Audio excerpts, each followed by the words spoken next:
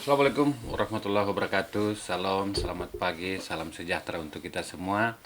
Om Swastiastu, Namo Buddhaya, salam kebajikan. Tribuners, kita bertemu lagi dalam acara Tribun Podcast. Kali ini dalam segmen Gebrakan Sang Pemimpin. Bersama saya Jumadi Mapangantro, pemimpin redaksi Tribun Manado. Tribun Manado hari pagi ini kedatangan tamu istimewa, spesial dari Kepulauan Sangihe, Bapak Bupati Kepulauan Sangihe. Selamat pagi Pak Bupati. Selamat pagi Pak Jumadi. Ya, Pak Michael Tungari, SEMM. Kita akan berbicara dengan tema dari legislator ke eksekutif. Panggilan Michael Tungari untuk membangun Kepulauan Sangihe yang sejahtera. Terima kasih Pak Bupati sudah berkunjung menyempatkan waktu di sela-sela kesibukannya ke studio Tribun Manado. Pak Bupati, gimana kabar? Baik-baik, luar biasa. Alhamdulillah, puji Tuhan. Pak Bupati, sebelum saya bicara tentang atau bertanya tentang bagaimana strategi kepemimpinan Pak Bupati memimpin Sangihe, banyak masyarakat juga penasaran tentang perjalanan masa kecil Pak Bupati. Lahir dan masa kecil itu di mana Pak Bupati? Iya, kebetulan Mama ini kan orang Manado. Jadi dulu beliau pasiar SMA di Sangir di Kulur Iya. dan bertemu dengan orang tua. Jadi sehabis SMA beliau menikah. Karena orang tuanya di Manado, jadi saya dilahirkan di Manado. Iya. Umur 1 bulan dibawa lagi ke Sangir dan memulai masa kecil saya Di sana ya. di sana sampai Di desa mana itu di sana masa kecilnya? masa kecil di Desa Kuma. Di Kuma itu ya Kecamatan. Kecamatan Tabukan Tengah, ibu kota kecamatannya. Tempat tidak terlalu banyak orang yang berada. Jadi secara ekonomi biasa-biasa saja. Tetapi masyarakatnya membaur dengan baik. Kebetulan cuma kami yang etnis di kampung tersebut. Jadi artinya dari kecil saya sudah diajarkan untuk bergaul dan berteman dengan siapa saja. Dulu itu masa kecil hobinya apa waktu itu Pak? Kalau masa kecil dulu sebenarnya saya orang yang cukup ambisius ya. Iya.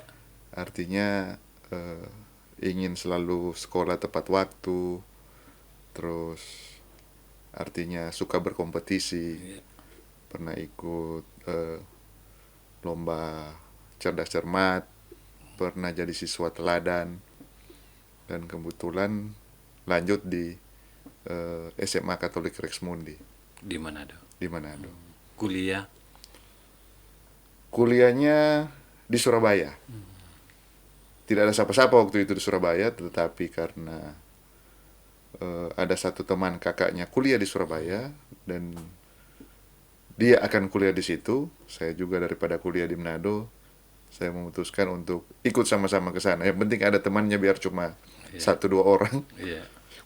Dan dimulailah perjalanan. Dulu waktu masa kecil atau remaja itu cita-citanya apa sebenarnya Pak Bupati?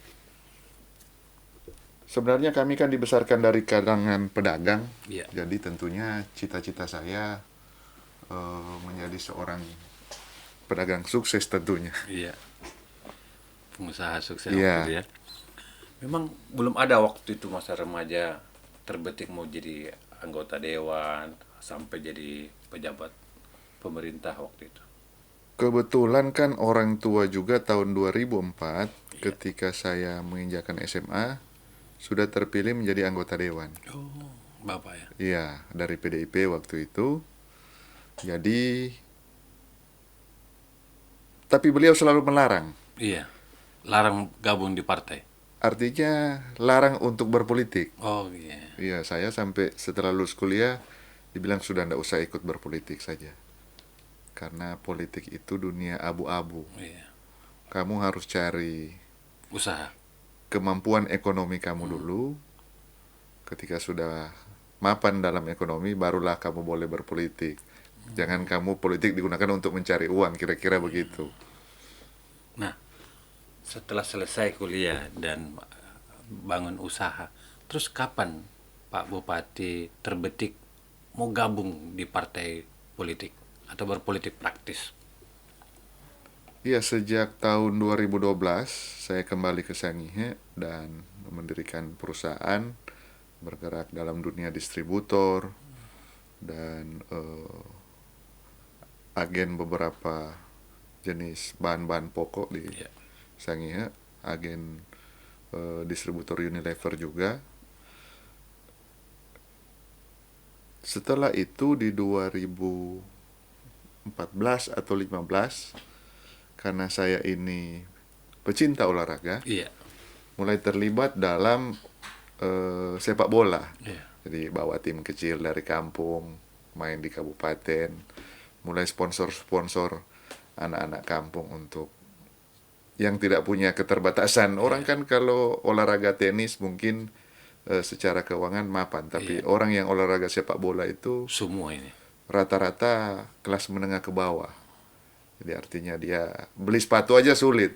Bagaimana mau bayar uang pendaftaran, mau makan setelah bertanding, ya itulah yang kita bantu-bantu siapkan. Waktu itu dirikan klub bola atau manajer bola apa waktu itu? Iya, Klubnya? waktu itu karena nama beras saya pengusaha beras, Bidadari, saya bikin Bidadari FC mulai tahun 2013. Itu mewakili kecamatan atau mewakili tingkat Mewakili kecamatan, Oh, waktu itu ya. mewakili Kuma waktu itu, tempat kampung saya, dan puji Tuhan mereka dapat bertanding dengan baik. Jadi anak-anak dari umur SMA kita bina, bisa bertanding. Akhirnya di 2000, setelah menjuarai beberapa turnamen, di 2018 saya memutuskan maju sebagai ketua PSSI, ketua Kabupaten Sangihe. Asosiasi Kabupaten Sangihe 2018 sampai 2022 ya, periode pertama. Bidadari FC itu masih hidup sampai sekarang. Masih, Pak. Masih ya. Dan masih berprestasi. Kalau bilang berprestasi, sejak saya jadi ketua ASKAP tidak pernah juara dia. Tapi masuk semi iya. Iya. Tapi masih menjadi apa ya, tempat Masih- anak-anak untuk menyalurkan bakatnya. Iya, iya. Nah, setelah masih di PSSI, kapan terbetik gabung di partai politik? Nah, setelah masuk di PSSI 2018 awal, di 2018 akhir sudah mulai tahapan pencalonan. Iya. Dan waktu itu saya ditawarkan Ada partai yang datang. oleh beberapa partai politik. Orang tua meminta saya masuk di PDIP Iya. karena dia memang pensiun di PDIP. Iya. Dan entah kenapa waktu itu Partai Nasdem berhasil membujuk saya lebih dulu, Oh, iya, iya, iya. karena merasa mereka menyamin bahwa tidak ada senioritas dalam partai. Jika Anda bergabung dan memiliki suara terbanyak, Anda bisa menduduki porsi pimpinan. Di situ. Iya, jadi kita berlaku sama di sini, bersaing sehat. Iya. Sampai suara terbanyak dia yang pimpinan. Dan kebetulan setelah hasil pileg saya suara terbanyak, maka meskipun di periode pertama dan anggota dewan termuda di Nasdem, saya dipercayakan jadi pimpinan.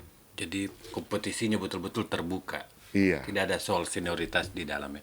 Pak Bupati, waktu ditawari gabung di Nasdem dan siapa orang yang Pak Bupati datangi untuk minta izin ke keluarga? Bagaimana tanggapan orang tua, istri? Iya, yang berat sebenarnya istri. Oh, Karena dunia politik bagi dia dan keluarganya belum terlalu familiar. Kalau orang tua kan sudah memang politisi iya. dan pengusaha juga. Tapi kan Tapi bagi Pak istri, Bupati pilih partai yang berbeda dengan ayah. Apa iya, kata orang tua? artinya waktu itu juga di Partai PDI Perjuangan, perjalanan saya untuk masuk tidak terlalu mulus. Adalah yang merasa terancam sedikit, sehingga di Partai Nasdem lebih mudah waktu itu masuknya. Akhirnya gabung. Iya, gabung. Dan masuk melalui dapil mana waktu itu jadi calon? Dapil 2. Dapil 2 itu waktu itu daerah pemilihan terbesar. Kita 9 kursi di situ, dan Nasdem mendapatkan 2 kursi dengan pemenang. Partai pemenang di dapil mendapatkan 2 kursi. Dan katanya suara Pak Bupati yang paling terbanyak se-Kabupaten Sangihe waktu itu ya, pemilu 2019 ya. Iya, Waktu itu dapat perolehan suara berapa banyak waktu itu? 2.898. Memang targetnya terbanyak se-Kabupaten Sangihe atau bagaimana waktu itu? Dan apa strateginya waktu itu Pak Bupati supaya bisa dapat suara terbanyak waktu itu? Waktu itu sih strategi saya, karena sudah mungkin dikenal di dunia sepak bola ya, kita strateginya dengan anak muda tentunya, bergaul dengan siapa saja, turun ke kampung-kampung mendengarkan aspirasi mereka, sampai ke kampung-kampung yang bisa dibilang nggak ada caleg masuk, saya masukin. Iya. Naik motor, naik perahu, nggak masalah. Jadi semua waktu itu, dan puji Tuhan hasilnya di luar ekspektasi. Karena hitungan orang paling nggak sampai 2.000 lah. Orang masih baru. Pertama masuk dan langsung memimpin perolehan suara terbanyak se-Kabupaten Sangihe ya. Kira-kira seperti itu. Memang tidak disangka memang waktu itu ya bahwa akan memperoleh suara terbanyak. Iya, karena Banyak senior mungkin. banyak senior, banyak partai besar. Kemudian ya, tapi puji Tuhan tentunya masyarakat mempercayakan itu pada kami. Waktu itu tanggapan Bapak dan istri setelah lolos masuk di DPR. Tentunya positif ya, memberikan selamat dan berpesan bahwa dunia politik itu tidak seindah kelihatannya. Banyak suka dan dukanya, harus tahan terhadap kritikan dan lain-lain. Menjadi Pak Bupati jadi anggota dewan itu seperti apa itu? Dan apa pengalaman yang sulit dilupakan selama menjadi anggota DPRD Sangihe? Bagi saya yang basic seorang pengusaha, tentu harus menyesuaikan pertama dengan irama pemerintahan. Kalau kita di pengusaha itu mengambil keputusan kan cepat. Artinya saya mau melakukan ini besok, itu yang saya lakukan. Iya. Saya mau keluarin duit sekian besok, saya langsung bisa keluarkan. Tetapi di pemerintahan kan tidak begitu. Apa yang kita mau keluarkan tahun depan, kita harus bicara dari tahun ini perencanaannya. Mulai dari perencanaannya, mulai dari sistem dan anggarannya berapa. Jadi saya terus terang agak kaget melihat agak kaku. Iya. Sistem pengawasannya double. Kita DPR mengawasi pemerintahan, Iya. kemudian juga kita dipagari dengan undang-undang dan aturan. Iya. Jadi menyesuaikan dan membaca aturan terlebih dulu itu yang agak berat. Dan bagaimana pada saat itu bisa menyelesaikan sebagai anggota dewan dengan banyak aspirasi di masyarakat? Pertama kebetulan waktu itu Pak Ketua DPRD, Pak Kakondo Iya. dari Golkar, sering memberikan dan langsung memberikan ruang saya untuk memimpin rapat banggar di rapat pembahasan APBD Induk. Iya. Dan itu kan rapat diskusi. Rapat diskusi dipimpin oleh anggota dewan baru. Iya. Pak Bupati yang Iya, memimpin. saya memimpin. Kalau pimpin rapat biasa kan ada bahan. Iya, iya. Tapi rapat diskusi kan tidak ada bahan. Iya, iya, iya. Jadi kamu harus bisa menjawab, Lepas begitu. membagi waktu, mengkat orang bicara, Iya. dan itu pengalaman yang sulit terlupakan. Jadi pengalaman asik sebenarnya. Iya.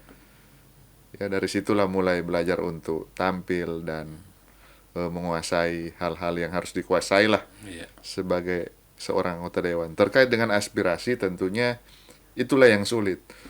Karena orang berpikir seorang anggota dewan itu harus bisa melakukan apa yang dititipkan.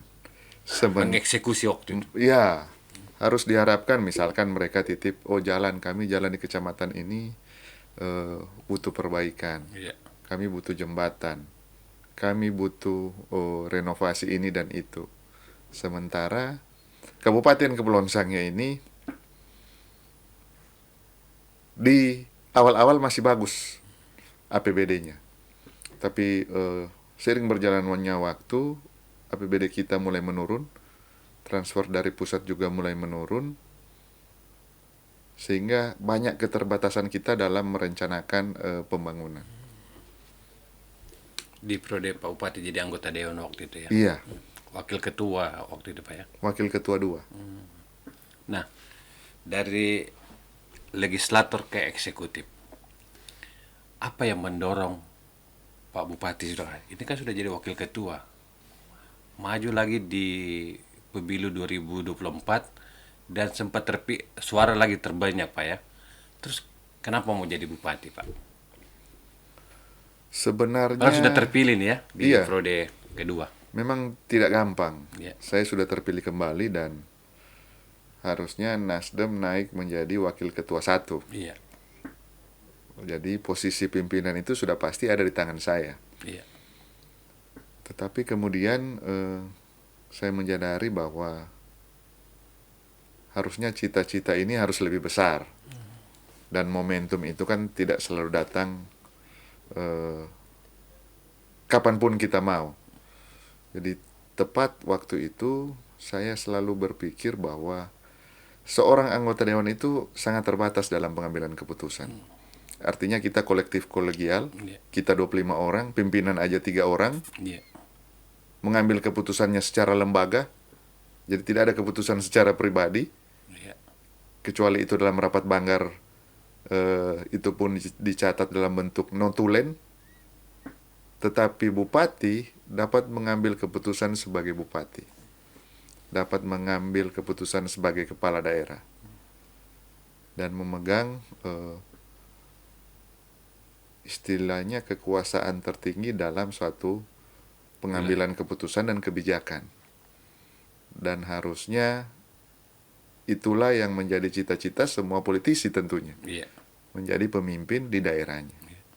Kami tidak munafik, dan tentunya seorang politisi pasti ingin maju dari karir awal, misalnya anggota dewan, atau dia mungkin ASN, ya dia ingin menapaki karir sampai di puncak. Iya. Dan step by step itu yang tentunya menjadi motivasi kami untuk memberi diri lebih lagi.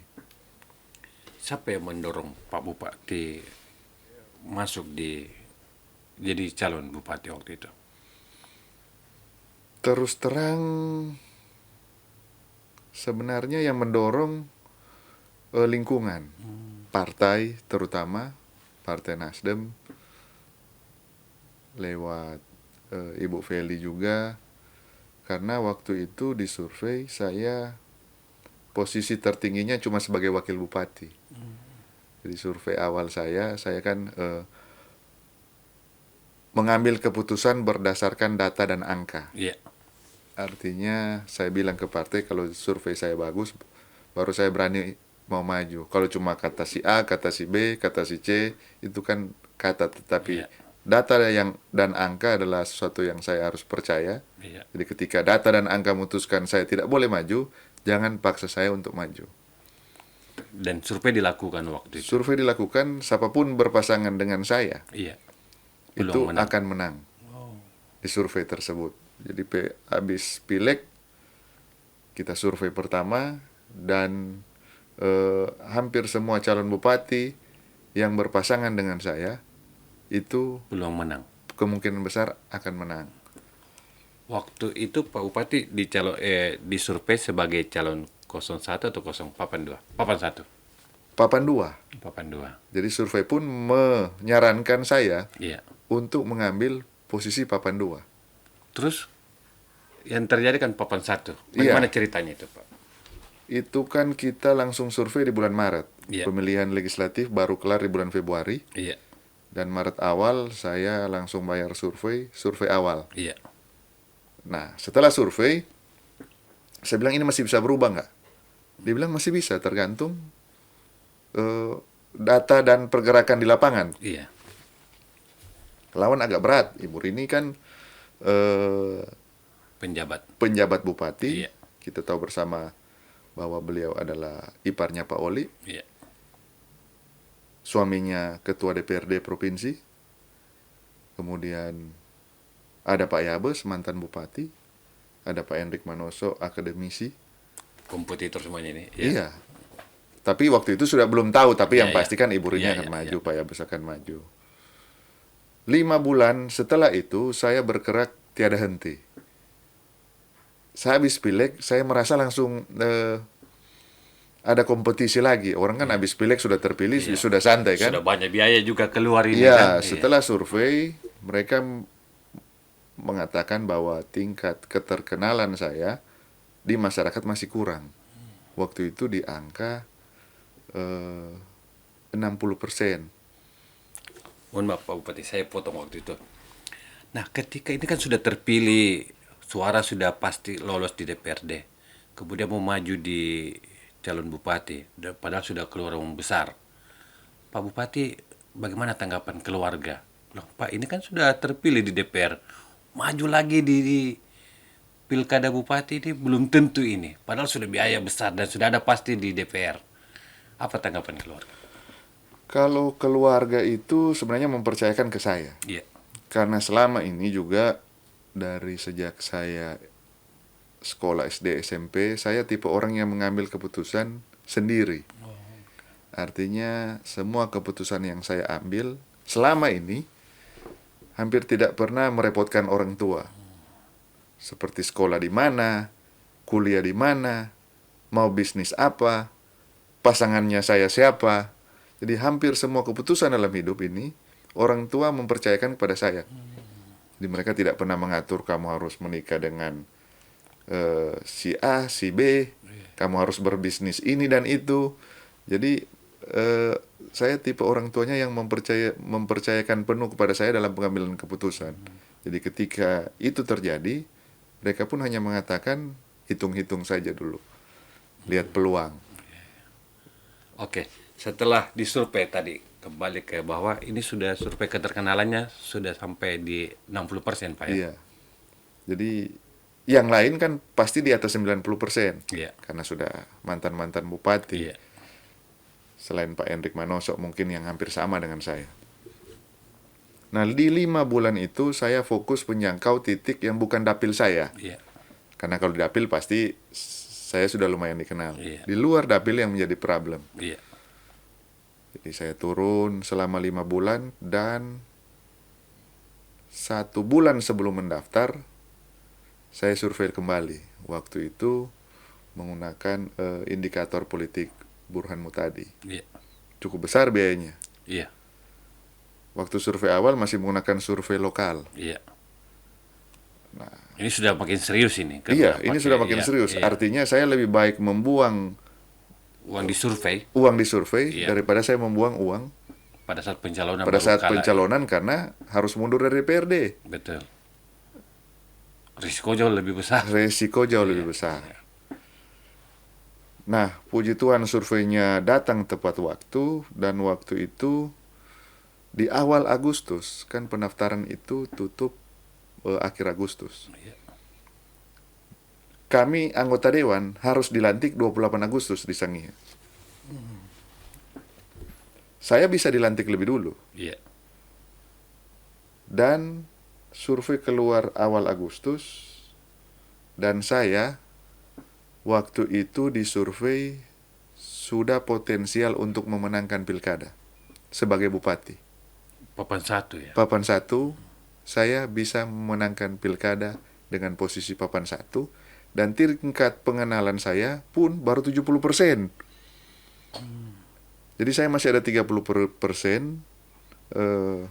gray area-nya, artinya mereka menyarankan Bapak untuk turun saja. Semakin Bapak turun, karena tingkat kesukaan terhadap saya lumayan tinggi.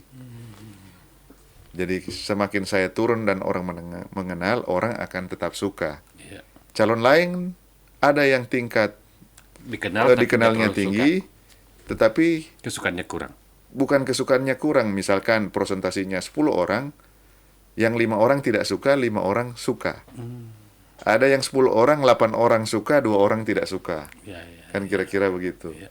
Tetapi saya, meskipun saya belum terlalu dikenal, dari 10 orang, ada 12 orang yang suka Oh, waktu itu. Jadi orang baru dengar nama, ya mungkin mereka dengar latar belakang sebelumnya, meskipun belum terlalu dikenal. Jadi mereka kenalnya atau pembicaraan orang yang menceritakan tentang saya, tentang kebaikan mungkin. Jadi dengan itu survei menyarankan untuk turun terus di lapangan, dan itulah yang saya dan Pak Wakil saya lakukan. waktu itu disurvei oleh indikator politik kan sebagai pemersatu. Sudah ada pasangan-pasangan waktu itu. Sudah, Oke. kami sudah, sekali saya sudah mendapatkan pasangan, dia juga anggota DPR Iya. dari dapil di luar, Berbeda, iya. dapil-dapil berbeda. Tingkat pengenalannya juga setengah dari saya, lebih parah wakil kan. Iya. Jadi ya sudah, kita jalan saja. Survei keluar, saya langsung bawa ke Ibu Feli di Partai Nasdem, dan sudah, kalau surveinya begini, kami akan kasih ke kamu pulang saja dan mendaftar. Saya bawa SK dari Partai Nasdem. Iya. Sebelum saya dilantik, saya sudah mengundurkan diri Sebagai anggota DPRD. sebagai anggota DPRD terpilih. Iya, betul. Jadi saya sudah tidak ikut pelantikan, walaupun saya bisa dilantik waktu itu. Oh iya, iya, betul, betul. Jadi keputusan memungkinkan saya dilantik, 1 bulan terima gaji, dan baru keluar. Tapi saya memilih Fokus ke pilkada. fokus ke pilkada, dan anggota DPR Nasdem di bawah saya pikir bisa langsung masuk. Oh, oke, oke. Jadi tidak ada kekosongan fraksi, tapi ternyata harus ada mekanisme yang harus dilakukan, dan bulan Desember Baru pelantikan. baru Ya, ya. pelantikan yang berikutnya. Nah, ketika sudah dapat pasangan Pak Bupati, kan pasangan Pak Bupati juga dari partai yang berbeda, tapi tidak didukung oleh partainya waktu itu. Bagaimana Pak Bupati waktu itu mengkonsolidasikan tim ini? Iya, intinya pertama, kekuatan kami ada di personal masing-masing. Iya, Partai itu kan bukan tidak penting, iya, tetapi kekuatan branding personal itu yang pertama. Baru kemudian mesin partai. Artinya ketika kami dipilih, kekuatan kami ya nama kami dan citra baik kami di dapil. Masuk, tambah dengan mesin partai, itulah jadi kekuatan. Bupati, waktu jelang pemilihan ini apa yang Pak Bupati rasakan waktu itu, atau pengalaman yang sulit dilupakan pada saat kampanye keliling seluruh Sangihe waktu itu? Ya memang pertama, saya adalah orang yang dari kecil suka berkompetisi. Iya. Jika saya turun berkompetisi, saya maunya menang. Jika saya ikut lomba, saya melakukan persiapan sebaik mungkin dibanding orang lain mungkin.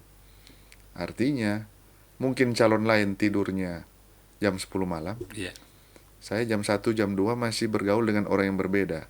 Ada orang pemabuk, dia baru keluar jam 12 malam, saya di situ juga. Bupati temui mereka. Iya, sampai jam 2 pagi. Jam 7, jam 8 saya sudah bangun. Bertemu lagi dengan orang lain. Dan ini berbulan-bulan ini menuju hari H. Iya. Itu berbulan-bulan sebelum. Dan ternyata itu kerja keras yang lumayan efektif. Membuahkan hasil luar Iya, biasa. membuahkan hasil luar biasa. Nah, Pak Bupati, setelah dilantik kan banyak janji-janji juga Pak Bupati. Salah satu yang kami baca itu visi misinya Bupati adalah menjadikan Sangihe ini sebagai beranda depan NKRI yang sejahtera. Bisa dijelaskan itu Pak Bupati? Apa yang Anda maksud dalam misi itu? Ya, sebenarnya Sangihe ini dalam posisi tidak terlalu menguntungkan. Di negara ini, kami terletak di perbatasan, di ujung utara. Dari Manado saja naik kapal harus 10 jam. Iya. Artinya, biaya logistik untuk menuju ke Sangir sangat mahal. dari Manado saja cukup mahal, apalagi kalau barang ini kita kirim dari Jakarta dan Surabaya. Untuk mencapai ke Sangihe mahal, begitu pula sumber daya yang ada di Sangihe kalau kita ingin kirim keluar. Jadi ongkos logistik suatu barang dan jasa sampai ke Sangihe itu memerlukan biaya yang tidak sedikit. Nah, isu perbatasan ini yang harusnya memang diperhatikan oleh negara ini. Karena tinggal di Sangihe itu tidak gampang, Pak. Ada orang yang mungkin tertarik berusaha di Sangihe, tapi dia merasa Sangihe ini bukan daerah yang nyaman untuk ditinggali. Karena dia biasa tinggal di kota. Dia tidak nyaman naik kapal 10 jam. Dia tidak biasa, istilahnya listriknya sering padam. Iya. Airnya keruh waktu hujan. Kemudian signalnya hilang kalau listrik mati. Jadi ada orang yang tidak tahan dengan itu. Dan itulah yang ingin kami rubah ke depan. Nah, menuju itu apa yang Pak Bupati lakukan untuk Sangihe? Nah, Sangihe Dengan berbagai tantangan dengan berbagai keterbatasan ini, pertama kita sebenarnya perlu pemenahan mental. The way of life, the way of thinking seperti kata Bung Karno. Artinya gerakan perubahan seperti kata Partai Nasdem. Artinya perubahan cara berpikir, perubahan karakter itu perlu kita lakukan dari sektor ASN sampai kepada cara berpikir masyarakat. Artinya kita jadi orang yang harus saling mendukung. Jadi orang yang jika kita salah, kita mengakui kesalahan kita dan terus berbenah. Nah, Pak Bupati, saya baca juga dalam salah satu program Pak Bupati itu akan membuat membara, disingkat membara, membangun bersama rakyat. Bisa dijelaskan seperti apa itu Pak Bupati? Membangun bersama rakyat itu konsepnya adalah pembangunan yang cara berpikirnya itu melibatkan masyarakat. Artinya setiap konsep pembangunan kita itu berasal dari ide, konsep, dan apa yang memang dibutuhkan oleh masyarakat. Misalkan, kita turun ke Pulau Kawaruso, Kecamatan Kendahe, Pulau Perbatasan. Mereka kesulitan anaknya bersekolah. Ketika di Tahuna tidak punya tempat tinggal. Jadi kita janjikan untuk dibuat rumah singgah bagi masyarakat kepulauan, khususnya Pulau Terluar. Dan puji Tuhan, di akhir tahun ini mungkin mereka sudah akan menikmati rumah singgah tersebut. Dibangun di Tahuna, Pak ya? Dibangun di Tahuna, di tepi laut. Mereka mintanya begitu. Iya, Pak, iya. syaratnya harus di Tahuna, harus di dekat laut. Oh, begitu ya. Karena kapalnya kita kan harus dekat pelabuhan. Oh, iya. Karena kita aktivitasnya di sekitaran laut masyarakat kepulauan. Misalkan kapal kita gagal berangkat, Bisa. mereka juga bisa menikmati rumah singgah tersebut. Ya, ya.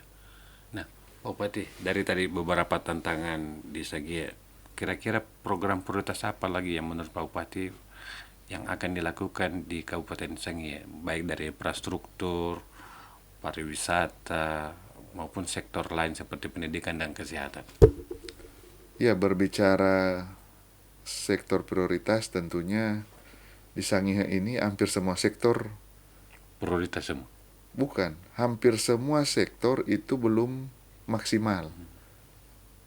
Nah, kita harus memilih sektor mana yang ingin kita tingkatkan duluan. Karena istilahnya bullshit lah kalau seseorang itu, orang bilang mau pelo dunia. Dia ingin memajukan langsung di semua hal. Kita harus fokus di mana yang kita ingin majukan pertama. Nah, dalam visi dan misi Sabta Membara ini, poin pentingnya adalah satu, reformasi birokrasi. Ya. Reformasi birokrasi, kami sadar bahwa pelayanan publik itu garda terdepannya adalah ASN. Ya.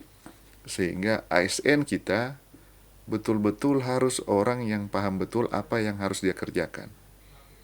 sumber daya yang harus dia miliki di dalam posisi tersebut. Artinya, Sangihe ini beban ASN-nya cukup tinggi. Isyarat aturan Kementerian Keuangan, APBD suatu daerah itu harus maksimal 30% untuk bayar gaji dan tunjangannya. Sangihe kita sebagai kabupaten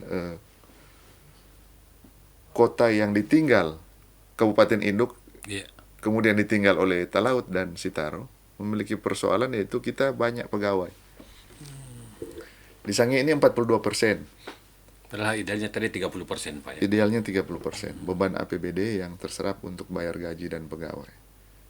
Sudah lebih 10% lebih ini.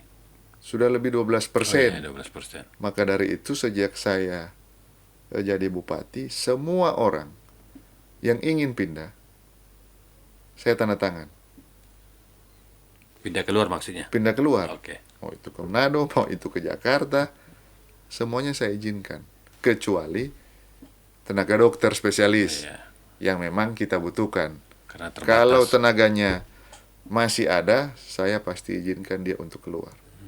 Dan untuk masuk di kabupaten, sebaliknya saya sangat selektif. Betul. Untuk menerima ASN untuk masuk di Kabupaten Kepulauan Sangihe. Karena tadi ada beban 12% kelebihannya ya. Oke.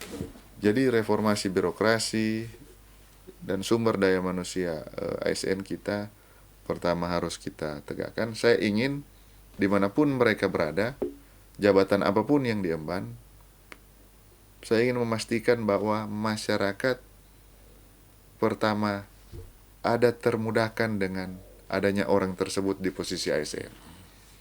Artinya ketika dia mengurus KTP, tidak sampai harus menunggu lama KTP tersebut jadi.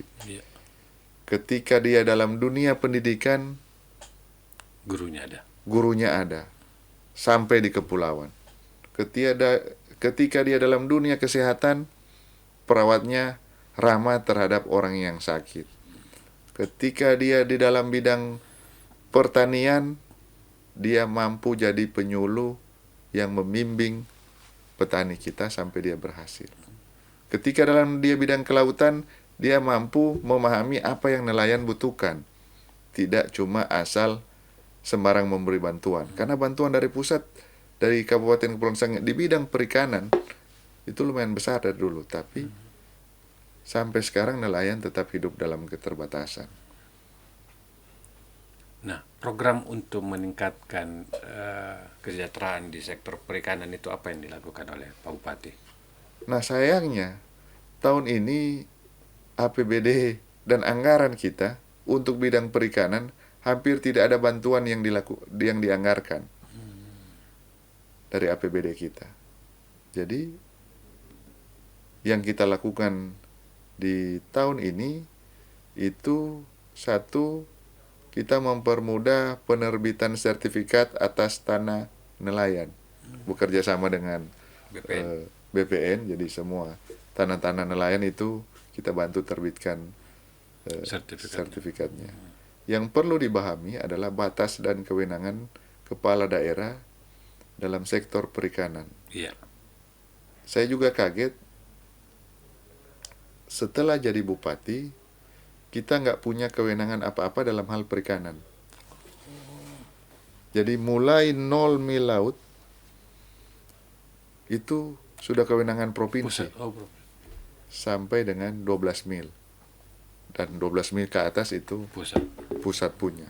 Jadi saya sebagai bupati mau angkat sampah saja di laut, bukan kewenangan saya. Berarti pesisir saja ini? Pesisir pun artinya saya punya pantainya, pasirnya, pasirnya saya bisa angkat sampahnya. Ketika itu sudah di laut, bukan jadi kewenangan saya. Sementara masyarakat tidak melihat itu. Nah, ini masyarakat tidak mau tahu. Iya. Yang jadi kewenangan saya adalah mengatur bantuan untuk perikanan, mengatur pasca tangkap dan sebelum tangkapnya seperti apa, mengatur bantuan-bantuan apa saja yang mereka perlukan. Dan tahun ini kita tidak punya anggaran untuk itu. Itu karena APBD lalu, Pak ya? Iya, saya kan cuma menjalankan apa yang menjadi APBD yang diputuskan oleh pemerintahan sebelum. di tahun ini. Iya. Nah, di era PPD yang sedang dibahas ini bagaimana, Pak? Nah, ini yang saya sedang lakukan untuk program prioritas kita di bidang perikanan di tahun depan.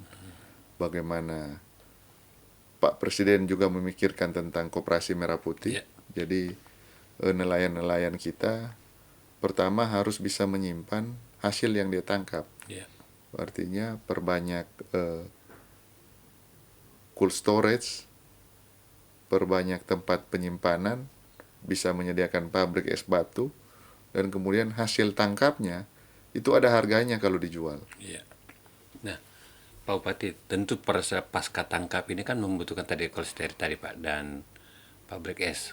Itu sangat berkait dengan listrik. Saya dengar di beberapa wilayah Pak Bupati masih ada yang belum terlayani oleh PLN, Pak, ya. Gimana, betul? Iya, kalau di Sangihe sendiri masih ada 6 desa Iya. yang belum ada listriknya sama sekali. Tetapi mereka sudah menggunakan listrik swadaya. Artinya pasang genset dan mereka patungan, ada yang seperti itu. Dan masih ada juga desa-desa yang listriknya mulai dari 6 jam, Iya. ada yang 12 jam.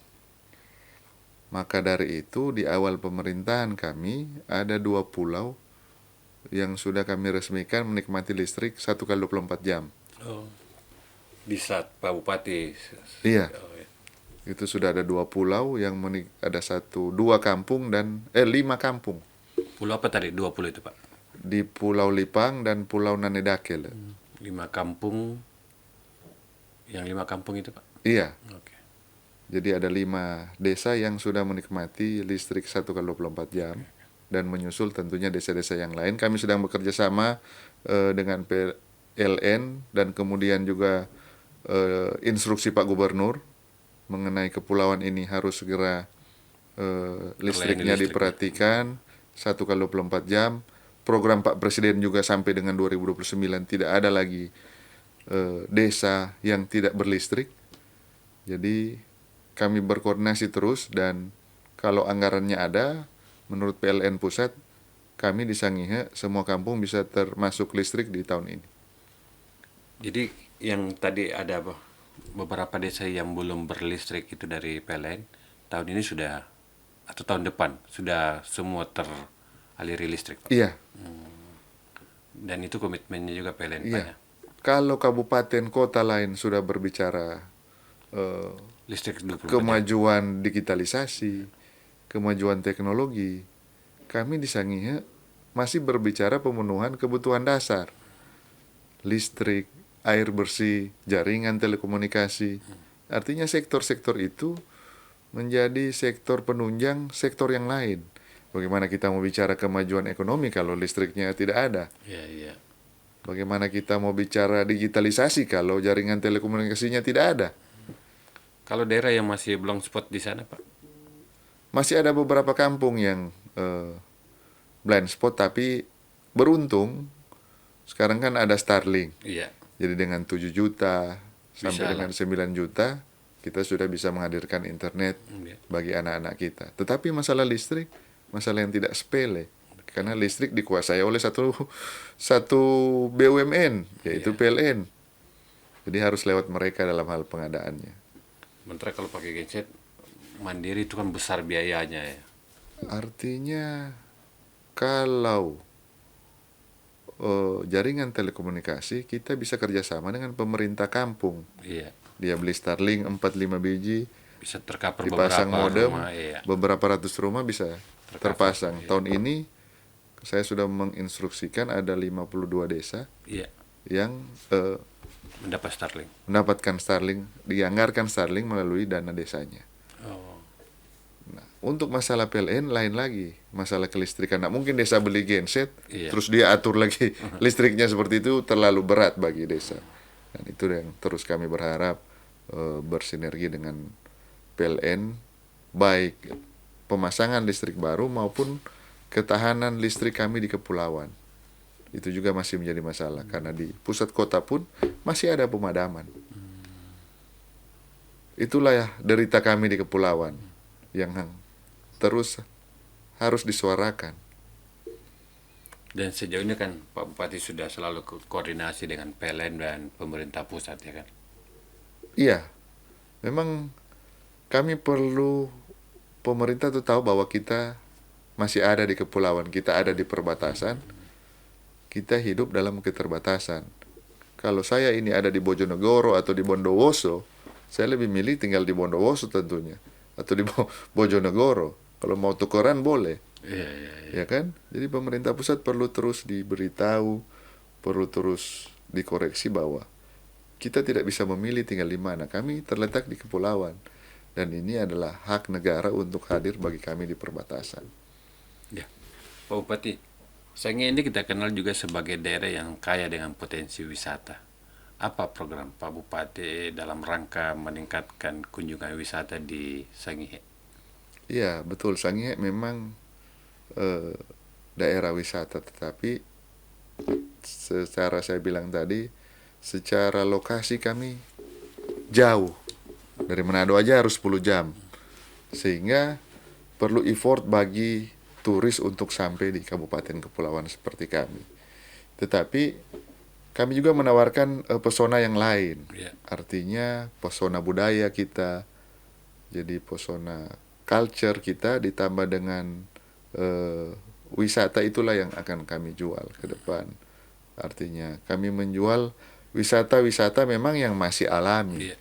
tidak tersentuh oleh modernisasi. Jadi kalau orang ingin datang naik ke puncak Gunung Awu, ya dia menikmati jalur yang belum memang masih alami. Kalau ada orang naik puncak gunung, dia tinggal naik seperempat gunung.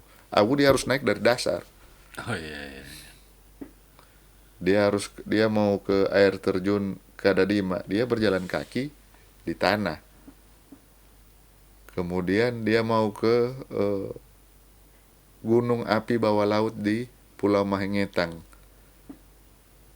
dia harus ke Tahuna, naik perahu 1,5 jam baru menemukan lokasi tersebut. Artinya orang yang memang merasa effort dan cara dia untuk menemukan lokasi tersebut sudah dianggap itu berwisata. Iya, iya. Kalau orang yang berwisata nanti dianggap sampai di titik itu dia berwisata, itu susah. Jadi dia menikmati perjalanan menuju Sangihe, Iya. dia menikmati perjalanan menuju lokasi tersebut, dia menikmati tidak terlalu adanya keramaian. Orang-orang tersebut mungkin yang kita sasar untuk datang kami di Kepulauan Sangihe. Baru-baru ini saya lihat ada event pariwisata yang dilakukan oleh Pemkab Sangihe di Pulau Para, Pak ya. Seperti Iya. apa itu, Pak? Iya, Bisa dijelaskan? itu adalah event Seke Meneke. Iya. Mereka dari tahun 70-an itu menangkap ikan dengan tradisi alami. Cuma menggunakan jaring bambu dengan alat seadanya, menggiring ikan dari tengah laut sampai ke tepi laut. Dan proses itu diawali dengan ritual-ritual adat. Mereka bisa tahu ini besok mau dapat ikan atau enggak dari ritual adat tersebut. Dan kemudian proses-proses itulah yang ingin diangkat kembali oleh Kampung Para ini. Dan cukup ramai kemarin, banyak, dan Ibu Kadis Pariwisata Provinsi juga turut hadir.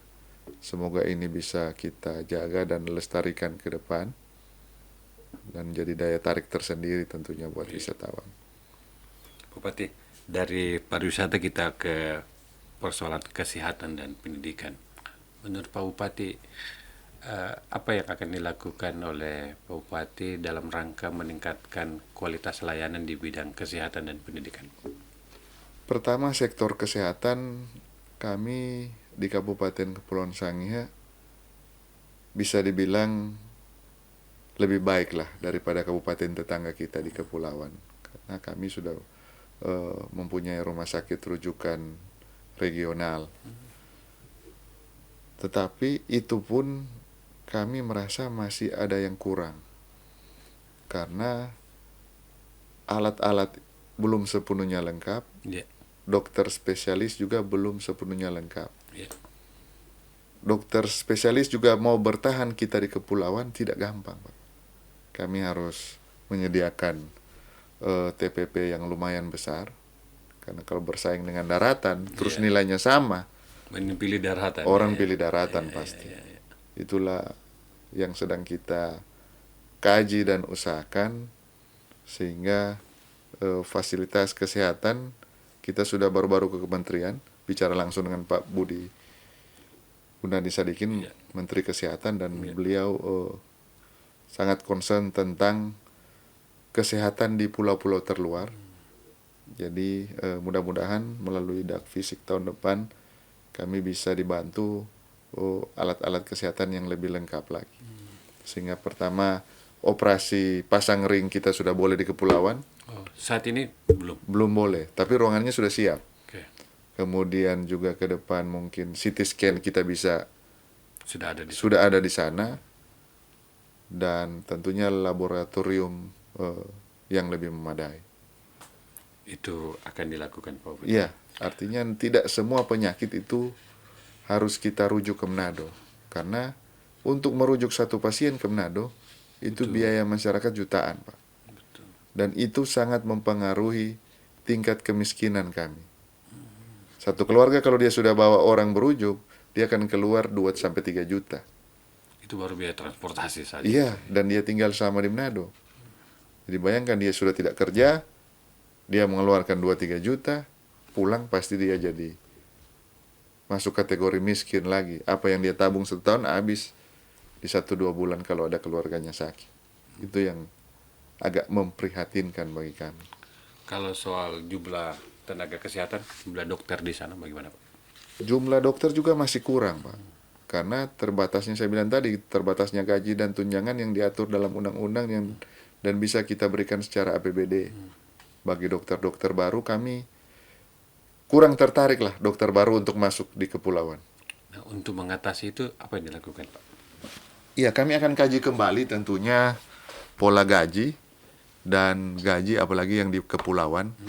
Kita sedang hitung kembali sehingga hal ini menjadi menarik bagi dokter-dokter yang baru. Ada yang pengiriman supaya masih membiayai sekolah mereka Pak, bagaimana? Oh iya, setiap dokter yang kita rekomendasikan dia wajib balik ke daerah. Jadi beberapa dokter yang kita sudah usul spesialis, dia balik harus mengabdi di daerah minimal 8 tahun kalau nggak salah. Baru dia bisa keluar. Iya, itu mengikat dia ya Pak. Iya. Ya.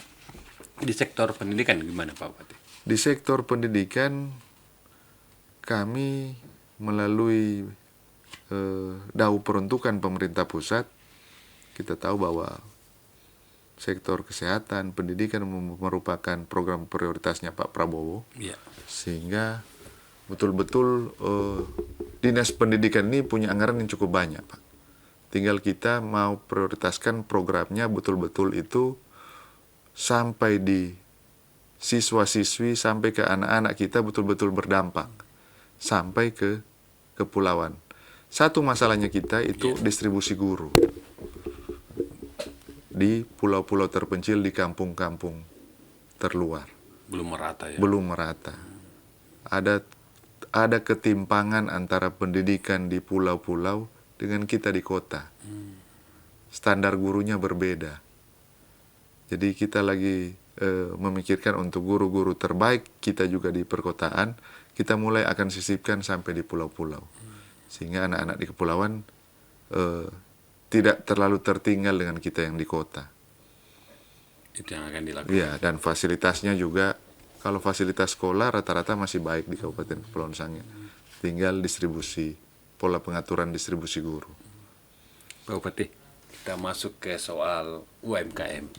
Apa yang dilakukan oleh Pak Bupati dalam rangka memberikan akses terhadap UMKM? UMKM di Sangihe tumbuh perlahan. Iya. Dia tumbuh alami seiring dengan peningkatan ekonomi, seakan-akan tanpa bantuan pemerintah. Tetapi melalui pemerintahan yang baru, kami sudah menggelar beberapa kegiatan peningkatan kapasitas, pelatihan. Iya. Kami sudah kumpulkan beberapa UMKM dan kita training, bagaimana soal packagingnya Iya. yang menarik, karena kita punya beberapa olahan menarik di bidang kuliner, misalkan halua kenari, Oh iya ya. kukis bagea, sagu dan lain-lain. Cuma kemasannya masih kurang menarik. Kalau Bapak rasa halua kenari yang ada di sini Sangihe punya, pasti lebih enak daripada tempat yang lain. Cuma kemasannya lebih menarik tempat daerah yang lain. Itu yang kita kalah, sehingga Rasa unggul kemasan belum ya. iya, sehingga itu yang kita sedang training ke depan, sehingga Sangihe sudah bisa bersaing dengan kita yang ada di perkotaan sini. Nah, Pak Bupati, saya juga lihat setiap hari Sabtu ada olahraga bersama yang dilakukan oleh jajaran Pak Bupati. Itu setiap daerah juga melakukan hal yang sama di kecamatan-kecamatan. Oh enggak, itu cuma program Car Free Day untuk Kecamatan Tahuna. Jadi kan kita punya jalan boulevard Iya. yang cukup luas di samping pantai dan jadi spot foto yang menarik juga. Iya. Artinya setiap sore kami biasakan, ini kan giat olahraga ini bukan cuma menggelegar di perkotaan, tapi jadi saya lihat jadi iklim baru di masyarakat di seluruh Indonesia, Iya, betul. bahkan di dunia. Iya. Jadi orang lebih menjaga kesehatan, orang lebih suka posting kegiatan tentang olahraga untuk menyemangati orang lain. Iya. Begitu juga kita di Sangihe, karena saya pikir orang yang bergerak, orang yang berolahraga, pasti dia kurang sakit. Dengan dia kurang sakit, mengurangi berkurang. tingkat kemiskinan, Oh, iya. mengurangi fasilitas pemerintah yang akan dia pakai. Dan itulah yang kita Lakukan. gelorahkan. Oh, iya. Selain semangat memperamai dan geliat ekonomi tentunya ada di situ. Jadi UMKM di sekitar mulai hidup, kemudian juga sampai di PAD yang kita dapatkan. Selama jadi bupati ini, sudah ada beberapa aset pemerintah daerah pada pemimpin sebelumnya yang berhasil kita jadikan PAD. Ada kuliner perikanan itu sudah berapa tahun nggak disewakan, sudah masuk 75 juta per tahun. Kemudian pasar Trikora lantai 3 sebentar lagi buka tempat biliar, itu juga masuk 45 juta per tahun. Ada pantai Pananwareng yang mati suri tidak ada pendapatannya, Iya. ini sudah akan dikontrak juga oleh pengusaha. Swasta. Iya. Jadi memaksimalkan potensi untuk bisa meningkatkan PAD daerah. Iya. Pak Bupati, terkait rencana ke depan Pak Bupati, apa-apa saja selain tadi dari sektor pariwisata, perikanan, kesehatan, dan pendidikan, kira-kira apa lagi yang menurut Pak Bupati akan dilakukan dalam waktu dekat ini? Iya, kita di dalam waktu dekat ini sudah mengadakan pengadaan 2 mobil sampah, truk sampah terbaru, kemudian motor VR3, ada wheel loader 1 untuk mengatasi masalah persampahan, kemudian melalui dana bagi hasil provinsi juga, terima kasih kepada Pak Gubernur, kita bisa menyelesaikan gedung olahraga di Kabupaten Kepulauan Sangihe yang sudah tertunda dari tahun 2021. Sehingga kita akan mempunyai gedung olahraga, kita juga bisa mengatasi masalah persampahan, kemudian terus berharap melalui pemerintah pusat ada inpres jalan, instruksi presiden tentang jalan juga yang bisa masuk kembali di Kabupaten Kepulauan Sangihe. Nah, tadi bicara soal gedung olahraga dan rencana penyelenggaraan Porda di tingkat provinsi. Apa kesiapan Sangihe supaya atlet-atlet dari Kepulauan Sangihe juga bisa unjuk gigi di Porda Sulut? Iya, Sangihe dalam setiap pekan olahraga provinsi pasti dia terbaik dari kepulauan yang lain. Iya. Jadi kami dalam hal olahraga tentunya akan memaksimalkan seluruh cabur yang potensial. Kami tidak sekedar ikut cuma sebagai pengembira, tentunya cabur yang bisa dan berpeluang mengambil medali itu yang akan kami ikutkan. Satu, efisiensi, Iya. kedua juga efektif. Itu atlet apa yang prioritas atau diunggulkan dari Sangihe? Saya biasa lihat itu tinjunya juga itu kuat Iya. di sana, Pak ya. Sangihe kuat dalam olahraga bela diri personal. Iya, iya, iya. Artinya tinju, silat, karate, kemudian juga kita punya medali di panjat tebing, Iya, betul. arung jeram, sepak takraw, bidang-bidang itu. Kalau bola, Pak? Sepak bola kami kemarin di Bolmong perunggu. Oh iya. Masuk 3 ya. Iya, jadi masuk 3 besar juga dan mudah-mudahan bisa lebih baik. Pak Bupati, terakhir saya dikode oleh operator bahwa sudah 1 jam katanya. Oh, Apa yang harapan Pak Bupati ke depan ini?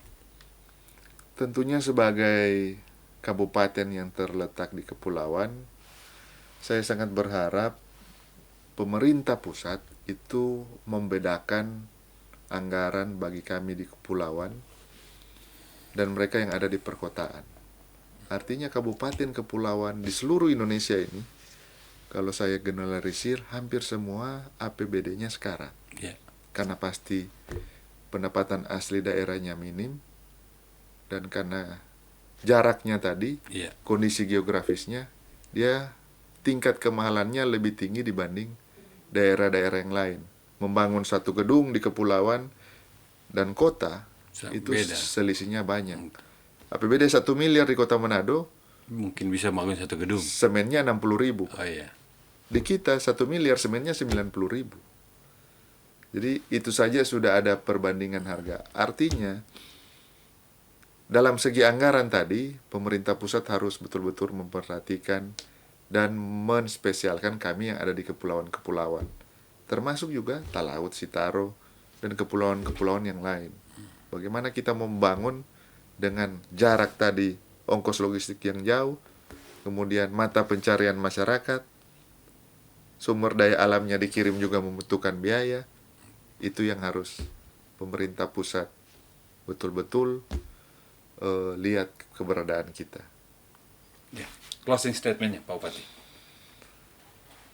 Ya, intinya di pemerintahan yang baru melalui semangat yang baru juga oleh Pak Gubernur dan Pak Wakil Gubernur, kami semua kepala daerah dituntut untuk bisa berinovasi, kreatif, dan terus berusaha memajukan daerah kami dalam segala segi, apalagi sektor-sektor yang prioritas. Nah, kami berharap dukungan masyarakat. Mari bersama-sama kita bahu-membahu memajukan daerah ini. Kami ingin lihat secara ekonomi Sangihe lebih baik ke depan. Kita tidak bicara membandingkan kami dengan daerah lain, tetapi kami harus membandingkan diri dengan kami 1, 2, 3 tahun, 10 tahun yang lalu Sangihe seperti apa, dan kita bandingkan dalam 5 tahun ini, memastikan kita bergerak di jalur yang tepat. Terima kasih Pak Bupati sudah berbagi cerita, sudah memberikan kami banyak penjelasan tentang apa yang sedang maupun yang akan dilakukan oleh Pak Bupati, dan kami berharap Pak Bupati diberikan kesehatan, Amin. kekuatan supaya bisa menjalankan amanah yang sudah diberikan oleh masyarakat Kepulauan Sangihe. Sekali lagi terima kasih Pak Bupati. Terima kasih sudah meluangkan Pak waktunya. Jumadi dan Tribun yang sudah menerima kami dari kepulauan. Siap. Semoga terus memberitakan ya berita-berita yang terpercaya dan handal. Tribun juga sudah banyak majunya, digitalisasinya luar biasa. Siap. Melalui live di Facebook dan banyak ditonton, informasinya cepat. Tentunya berharap yang terbaik bagi kemajuan kita bersama. Amin. Makasih banyak Pak Bupati. Demikian Tribuners perbincangan kami dengan Bapak Bupati Kepulauan Sangihe, Bapak Michael Tungari, SEMM. Semoga perbincangan kami ini memberikan banyak inspiratif dan mendorong untuk kita selalu berbuat yang terbaik bagi masyarakat atau minimal di sekeliling kita. Demikian Tribuners, salam Tribun. Download Tribun X sekarang. Menghadirkan lokal menjadi Indonesia.